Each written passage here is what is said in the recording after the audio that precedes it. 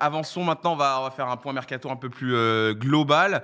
On va parler de Mo Salah qui continue de parler de son avenir. Hein. Vous l'avez vu, interview qu'il a donnée à Sky Sport dans laquelle il continue d'affirmer que pour l'instant, c'est sa dernière année à Liverpool. Hein. Il lui reste 6 mois et il n'a pas trouvé d'accord avec sa direction.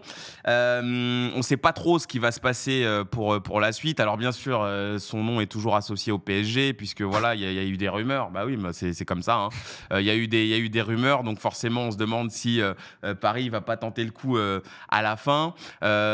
Scipion, est-ce que pour toi, la situation, elle a évolué? Parce qu'on a déjà fait le sujet, hein, bien sûr, dans la revue de la semaine. Est-ce que pour toi, ça a changé un petit peu ou c'est toujours les négociations là, entre Salah et Liverpool et sa manière un petit peu de continuer à mettre la pression sur ses dirigeants?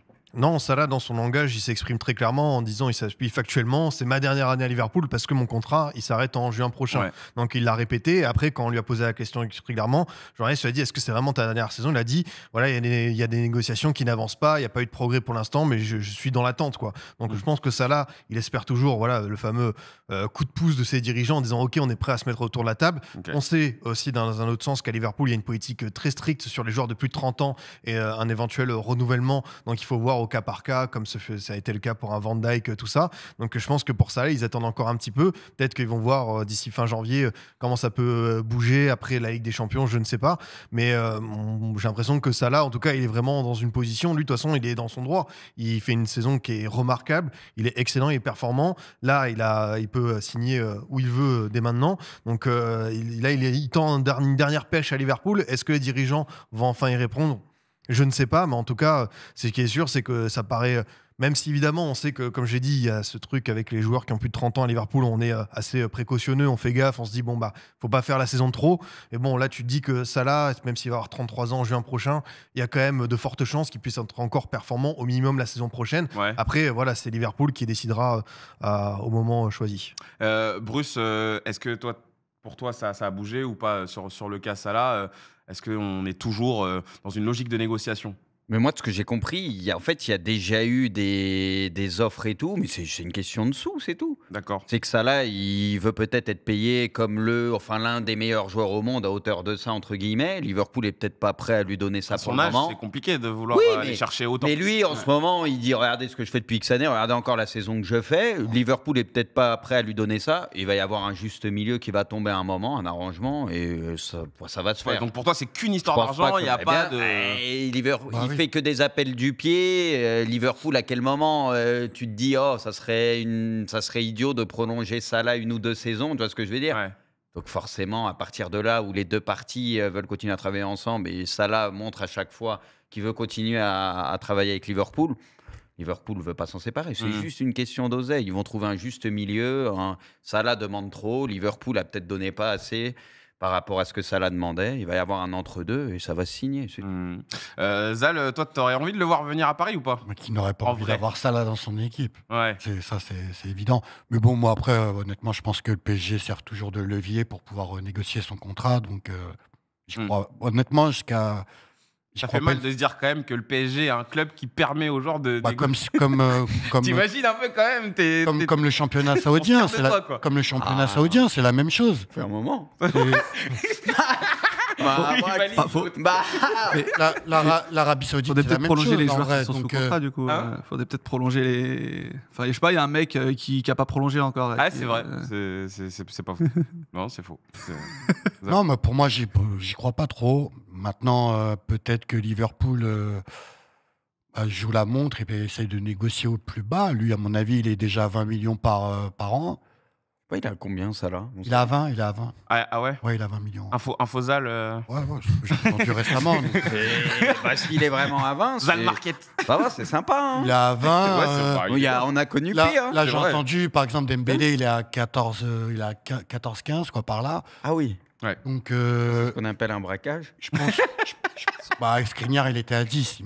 Ça, 21 millions. C'est un autre braquage, Skriniar. Il y en a d'autres. Les bracos n'empêchent pas des braquages. C'est pour ça que Nuno Mendes, il veut se barrer, je crois. Nuno, il est à 1 ou 2 millions par an. Ouais, il touche pas beaucoup, Mendes. C'est vrai que lui...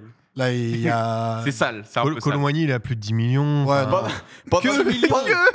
pendant que Reinders touche 1,3 million, il va être prolongé à 3 millions. Là, Maignan qui va être à 5, là, qui à 5 à peu près, c'est pour te donner un ordre d'idée. Mais ça va changer tout ça. À mon avis, il veut une prolongation, je pense, de 2 ou 3 saisons. Enfin, c'est je pense, c'est ce qu'il veut faire, avec un salaire peut-être un peu plus conséquent. Et Liverpool sont pas d'accord là-dessus, c'est tout. C'est juste un problème d'argent et à mon avis, ils vont se mettre d'accord. Parce que tu peux pas, t'es Liverpool, t'as quand même des moyens. Tu vois, c'est pas comme s'ils avaient pas les moyens, qu'ils se tiraient. Enfin, tu peux prendre ce risque de lui donner ce qu'il demande, quoi. Tu vois, je vois pas où est avec les droits de la TV de la Première Ligue, tu peux te permettre de le faire, quoi. Ok, on referme le dossier Salah. On va venir sur des infos un peu plus françaises. Youss, l'OM qui aurait une nouvelle recrue, Luis Felipe. Ouais. On imagine que tu as dû retourner le dossier dans tous les sens, que tu es bien informé, que tu sais. Il y a une vidéo qui est sortie, instant promo. Là, j'ai joué une année sur FM avec mon Nantes, là, il n'y a pas longtemps. Ça tient la route. Avec qui, qui fait des remixes avec Luis Felipe. Ah, d'accord, ok. Un contrat de 18 mois qui est évoqué, il était attendu aujourd'hui, là, du côté de l'OM. C'est une belle affaire. C'est une belle affaire parce qu'il a que 27 ans, pardon. Effectivement, il était en Arabie Saoudite. C'est un défenseur central. Tu sais, on sait que l'OM a changé de système récemment et avoir un peu plus de centraux dans la rotation. C'est Kondogbia descendu. T'as Murillo qui est peut-être arrière droit de base, qui joue troisième central. Donc, en recruter un de plus, je pense que c'était nécessaire.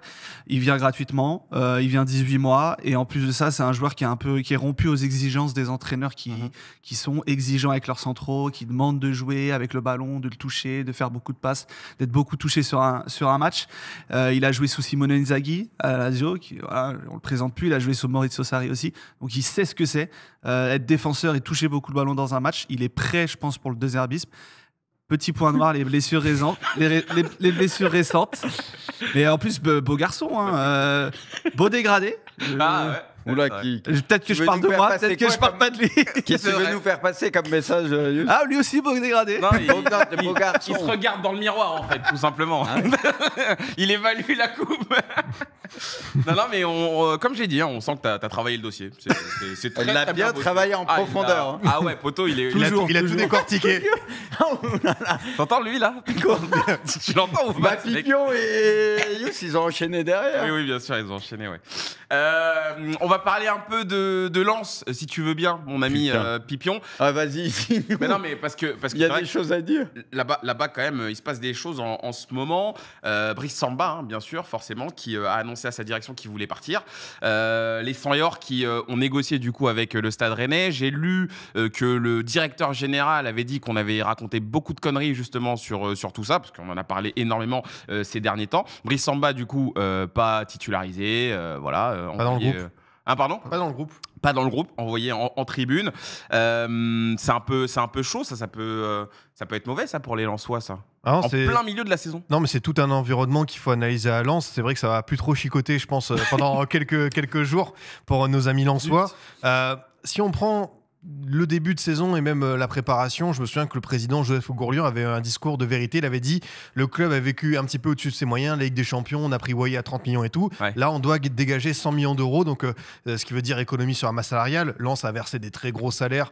Tu vois, il y a beaucoup de joueurs qui touchent plus de 100, voire 200 000 euros. À Lens, ça fait un petit peu trop dans la balance. Et finalement, Wissy est arrivé, je pense, en connaissance de cause, avec peut-être des joueurs qui auraient dû partir dès cet été. Nel Nanaoui à Monaco, Kevin Danso qui aurait dû rejoindre la Roma. Finalement, ça s'est pas fait. Du coup, je pense que là, on reporte ce qui s'est passé, les imbroglios du mercato d'été arrivent dès cet hiver. Et là, tu as une première semaine où tout part à volo, où tu as forcément Samba qui doit rejoindre Rennes. Finalement, ça coince. Je pense que ça va quand même. Mais c'est pas terminé, oui. Non, je pense que c'est pas du tout terminé. Ouais. Kudzanov, où tu as Pierre Drey aussi qui dit voilà, il va normalement partir. Et c'est vrai que vu la cote du joueur qui est totalement en train d'exploser, on peut deviner que voilà, vu la concurrence, il y a City, il y a Newcastle, il y a Atletico, il y a toute l'Europe qui est sur lui. Ouais, donc on peut espérer plus de 30 millions d'euros et pourquoi pas le garder en prêt. Donc c'est vrai qu'à Lens ça bouge un petit peu dans tous les sens. T'as peut-être la recherche d'un autre gardien. Voilà, on va voir ce qui va se dérouler. Mais c'est vrai que d'un point de vue sportif, si tu regardes le match de Toulouse hier, tu sentais quand même c'était un petit peu pas bizarre au niveau de l'atmosphère, mais tu sens qu'il se passe quelque chose à Lens qu'on n'avait pas vécu depuis pas mal de temps, cette sorte d'instabilité, que ce soit au niveau des dirigeants, des joueurs, des cadres, parce que finalement là Samba c'est ton capitaine et c'est quand même un truc fort, tu vois, de l'envoyer en tribune. Donc Ça va être intéressant, je pense, de surveiller jusqu'à la fin du mercato comment Lens va s'en sortir, parce que tu as quand même des objectifs de jouer la Coupe d'Europe. Ouais.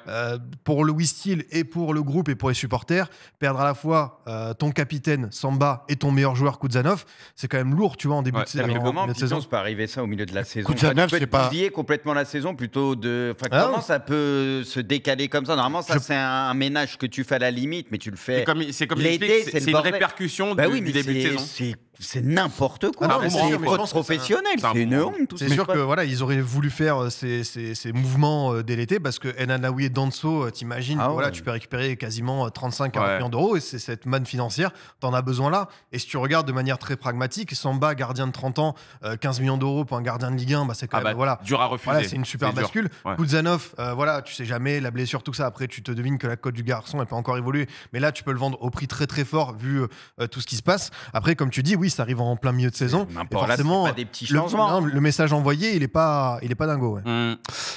Bruce, on va parler pour finir du cas Ryan Cherki, parce qu'il y a un nouvel acteur qui s'est intégré au dossier, c'est l'Atalanta apparemment, qui sait que l'OL justement doit rentrer des fonds dans les caisses. L'Atalanta, est-ce que ce serait une bonne destination pour Ryan Cherki? Est-ce que tu y crois, toi?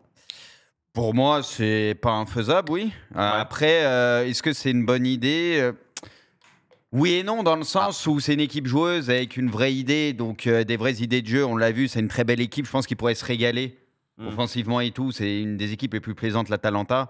Donc, je pense que ça pourrait fitter avec son jeu, etc. Il y aurait de quoi faire. Après, le revers de la médaille, ça serait peut-être la concurrence, parce que c'est une équipe qui tourne très très bien. Il y a du lourd devant. Donc après, au niveau du temps de jeu, rien ne te garantit, et loin de là, qu'il soit titulaire indiscutable dans cette équipe. Donc c'est ça qu'il faut prendre en compte. Moi, je pense que l'Atalanta, oui, sur le papier, ça pourrait être intéressant. Après, est-ce que là, maintenant, tout de suite, c'est pas peut-être un peu trop pour lui? C'est ça ma question. Moi, je pense que Cherki, il a besoin d'être titulaire indiscutable dans un club. Et est-ce que l'Atalanta peut lui donner cette garantie aujourd'hui? Je ne pense pas forcément. Donc voilà. Après, on sait qu'ils sont sur beaucoup de tableaux, l'Atalanta. Ça peut faire jouer beaucoup de joueurs, des jeunes joueurs aussi. Donc pourquoi pas, tu vois? Ça peut être quelque chose, en fait, c'est un truc qui est intriguant. Après, à voir, du coup. On sait toujours pas ce qu'il va faire, en tout cas pour l'instant, Ryan Cherki. Après, ça va être je pense qu'il faut le pousser vers la sortie, parce que lui, à mon avis, il n'a pas envie de partir.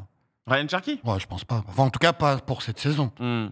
Il a sûrement envie de finir. Oui, quel est l'intérêt? Lyon, ils sont bien placés. Stats. Bah oui. Moi, franchement, je l'aurais envoyé en Bundes, moi. Enfin, pour lui, je pense que la Bundes aurait été un bon choix. Genre le Dortmund comme. Dortmund, ça aurait dû se faire l'été dernier. Je pense que ça aurait été parfait. Un club allemand, en tout cas, pour lui. Où il joue, quoi. Et on sait que c'est un championnat où ça joue beaucoup et tout, tu vois. Je pense que la Bundes aurait été pas mal. Ok. Bon, messieurs, on va avancer.